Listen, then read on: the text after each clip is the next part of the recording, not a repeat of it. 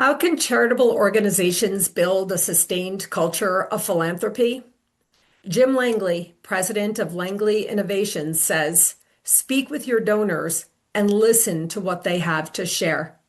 In this video series, Jim shares decades of expertise and his commitment to helping institutions develop the most effective strategies to build broader and more lasting communities of support. If you're a fundraiser, tune in now. Every video with Jim is a masterclass.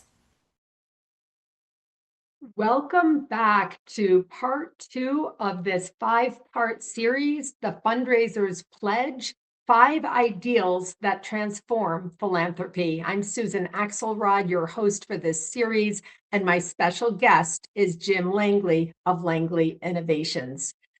In our first conversation, Jim laid out a challenge to the entire fundraising industry. Before you ask donors to pledge their support, pledge yours first. Ideal 1 was about building communities of shared purpose, leading with values alignment, not organizational need. Today, we're going into Ideal 2, and it may be the one that most directly challenges how we've been taught to fundraise. Hello, Jim. Good to see you. Hi, Welcome Susan. back. Good to see you. So, Jim, that was quite a challenge. You really put it to the fundraisers. How do you feel about that challenge that you made? I'm trying to help in the face of the frustrations that so many fundraisers feel. Let's not forget that when we surveyed fundraisers and asked them about their biggest challenge, it was getting the first appointment, Susan. So the doors are closing, donors are putting up more guardrails and more screening systems. And great evidence of this is more and more of them going into donor advised funds in which they can look at you, but shield themselves from these kind of traditional fundraising approaches. Yeah, it is true. And in the first episode, you talked about donor erosion. And I know that you've done a lot of work on this area yourself. And I hope that fundraisers and nonprofit executives and board members will tune in. This is a real issue. And then you bring up donor advised funds. That's where the money is going. And in some cases, that's where it sits, not in with the organizations, right? That's right. And they Yeah. they have the benefit of time. So what we see is more and more of these donors, I believe, with true philanthropic intent, taking longer to make decisions, putting organizations through a kind of a quiet due diligence that they don't even know is going on. So one of the things I've said, Susan, is the individual donor is acting more like a foundation in that they're not open to whatever an organization wants. They've got giving guidelines, they've got a process, and they're waiting for those organizations who cross their values vector, and then they'll go, oh, let's take a closer look and maybe we'll work from there. They're taking the lead and they're screening away the people that are coming at them in a generic fundraising mode. I mean, Jim, in the last episode, we talked about the translation of language. This series is intended to be an introduction to an idea that's going to transform the fundraising industry. So I don't have time to get into it, but wow, cross their values vector, Yes. crossing over, that's a conversation I'm going Yes. to target you for another time. So today we are talking about the 5 most important ideals of fundraising. This is a big claim, but if you tuned in to the first video of this 5-part series, I think you'll find that Jim Langley is serious. Today, we're going to talk about the second ideal, which is the transactional trap. Here's the pledge. We pledge not to pursue you for gifts, but to explore how we might join forces to make differences where we agree they most need to be made. So, Jim, the word pursue in this pledge is pretty striking. We do train fundraisers to pursue major donors. I hearken back to the first video we did that really led to this series talking about Jeffrey Epstein. Yes. We are told to qualify them, to cultivate them, to solicit them, to close them. And you're saying stop pursuing. So, what do you say the alternative is? The alternative is to offer some safe venue to explore what we have in common. What donors hate the most, and we know this from thousands and thousands of interviews, is the ambush. And the second is just having this unrelenting force come at them. Sometimes they submit to it, but they give much less than they would otherwise. So the alternative is to convince them that you don't want to trap them or coerce them or cajole them into giving. You want to find what would animate their philanthropic spirit and make their giving joyous, if not self-actuating.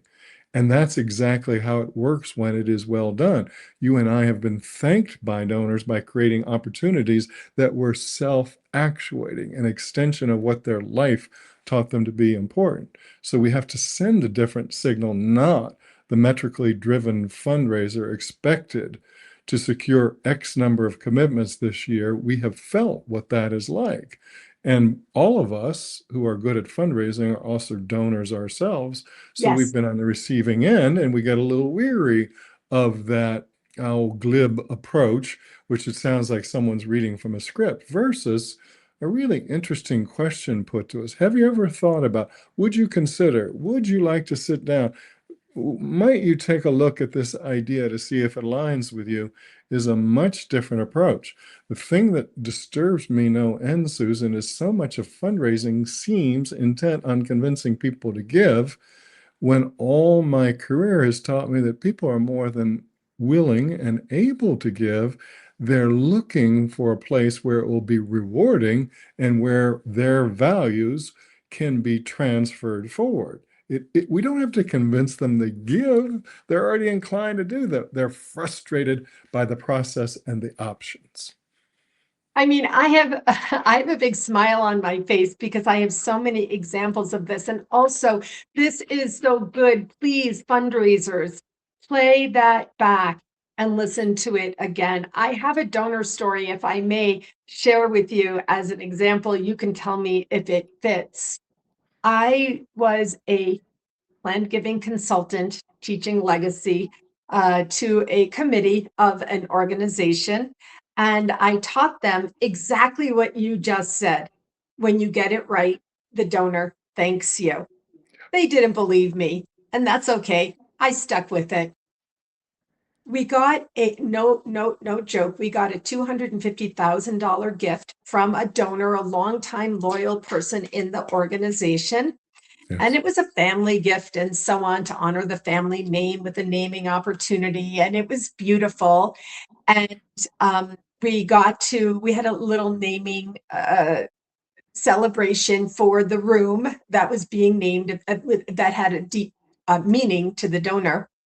And I was standing with the committee chair and the board president at the little event. And in the donor's speech, he thanked the organization. And the board president turned to me and literally elbowed me. And she said, he thanked us. You were right. And that's what you're talking about, right? Yes, you've provided a corridor for what their life has taught them to be important, their life or their career.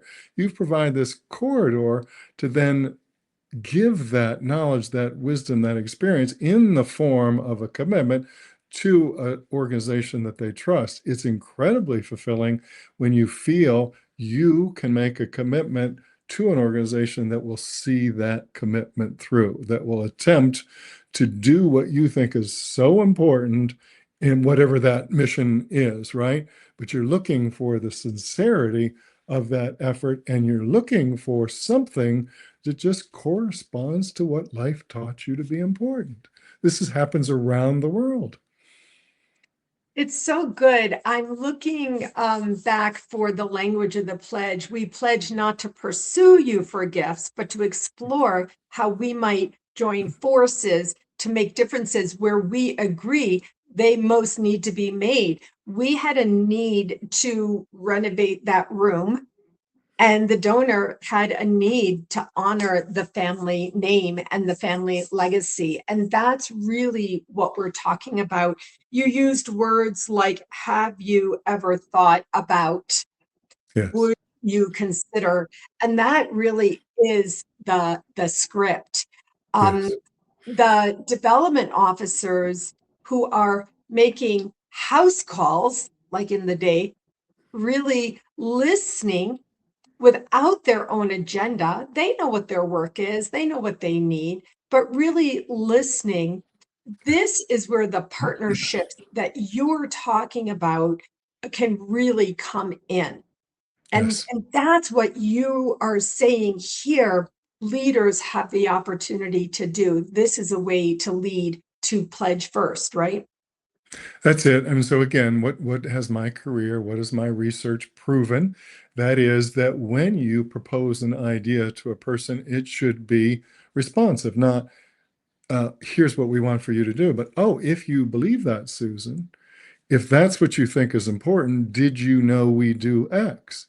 That if I didn't know what it was that you cared about, then what I'm proposing is not customized to your value system. It's generic.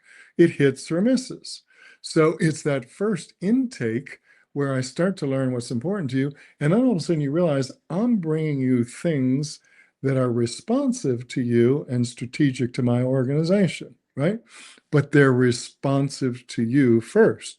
This Bank of America study that's been out every year for the last few years, talking about the hierarchy of donor decision making, affluent donor decision making. Number one, values, Mm, values. So we've got to have values radar, and we've got to know the right questions to ask, and we've got to know how to set the scene so that people trust us enough to open up and share deeply felt values. If we're coming across glib, angling for something that we want, you pick up on it right away, and people put up that sort of protective screening, and then the job gets harder and harder if that it's was a not great already over. That was a great visual where you did angling and you moved your body as if you're angling to get in with a Yeah. donor to get there first. That's really Yeah. what we're talking about. Here you did it again. Last time you used the term to cross their values vector, that we cross with their values vector. And here you said use your values radar. Yeah. And that really is the partnership that you get. And that also, we don't have time to talk about this today, perhaps another time, but when you get there, you are building lifelong loyal donors, right? Then you have the best job in the world. Yeah, For all the things that you have are difficult to put up in terms of organizational behavior and expectation, those moments convince you that you are privileged, you have the best job in the world, and you've been allowed to see the best in human nature. It doesn't get any better. agreed. I cannot end on that note because I want to say in our next episode, we're going to talk about ideal number 3, which is the pledge to optimize the full potential of every partner, not just their checkbook, but also their talent, their passion, and their influence.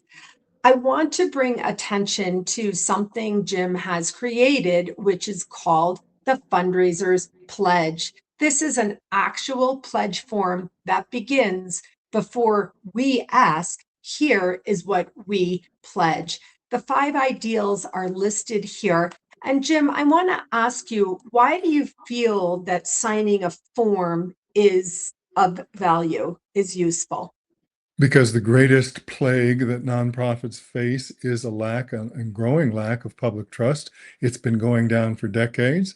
And the more we act like Madison Avenue and try to advertise our way into greater giving amounts, the more distrusting people become of us. So what leaders know is you don't ask anything of others before doing it yourself. You take the first step forward. If we want to secure more pledges, we have to make an overt pledge to our donors. I just love this. The last word is about something Jim has created that's a huge opportunity for you. It's called A Day with Jim. Jim is going to open his doors for you if you want to come over, I guess in person, Jim, and In spend time with you going deeper into these constructs. Is this in person in real life? In person in Bethesda, Maryland, a short metro ride from downtown Washington. So many people come here for other purposes. A short metro ride, spend a day with me by yourself with a small group of people, and let's talk about the application of these principles so that we can customize it to your particular situation, including your personality and your approach, your most authentic approach that will allow you to become a more effective fundraiser. Can I come and bring my board chair? Bring your board chair, bring your supervisor, bring a new member of the team. We're trying to be very flexible. That's why we left it open-ended, a day with Jim. You bring who you think is important, and we'll work with them. But I would love, Susan, to your point, we've got to get to the top of the organizations. We have to get boards understand these mounting challenges. So in my ideal world, bring the board chair would be a great way to ensure all of this could be inculcated into an organization. I mean, so good, Jim. I'm going to end on this note, but we'll continue the conversation in the next video session. Thanks, Jim. Good to see you as always. See you soon. Thank you, Susan.